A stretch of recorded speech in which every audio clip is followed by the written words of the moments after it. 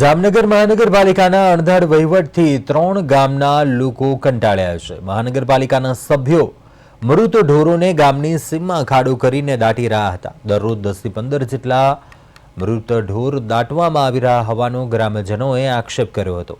ખાડો ઊંડો કરવાને બદલે એક ઉપર એક મરેલા ઢોર દાટવામાં આવતા હોવાથી અસહ્ય દુર્ગંધ આવી રહી હોવાથી આ સ્થિતિને લઈ જામનગરમાં 3 ગામના લોકો મહાનગરપાલિકામાં ધરણા ઉપર બેઠા।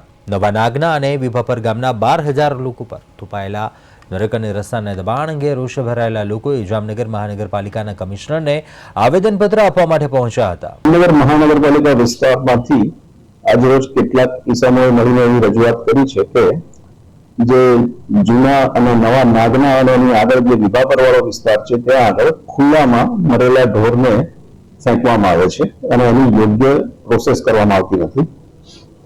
જામનગર મહાનગરપાલિકાના સંબંધિત અધિકારીઓ પાસે તપાસ કરતા એવું જાણવા મળે છે કે હકીકતે એવું નથી। તેમ છતાં સિનિયર અધિકારીને મોકલીને આ બાબતની જાત તપાસ કરાવવામાં આવશે અને જરૂરી તમામ પગલાં તાત્કાલિક લેવામાં આવશે। અમારો મુખ્ય કાર્યક્રમ એ છે કે નવા નાગના, જૂના નાગના અને વિભાપર આ 3 ગામ થઈ અને અંદાજે 12,000 થી વધારેની પોપ્યુલેશન ત્યાં છે। હવે આ 12,000 લોકો ત્યાં રહે છે, આમ છતાં છેલ્લા 3-4 વર્ષથી મ્યુનિસિપલ કોર્પોરેશનના જેટલા પણ મરેલા ઢોર છે એનું ડમ્પિંગ ત્યાં નવા નાગનાની એક્ઝેક્ટ બાજુમાં કરવામાં આવે છે। ત્યાંથી 50 મીટર દૂર રહેણાંક સોસાયટી ચાલુ થઈ જાય છે।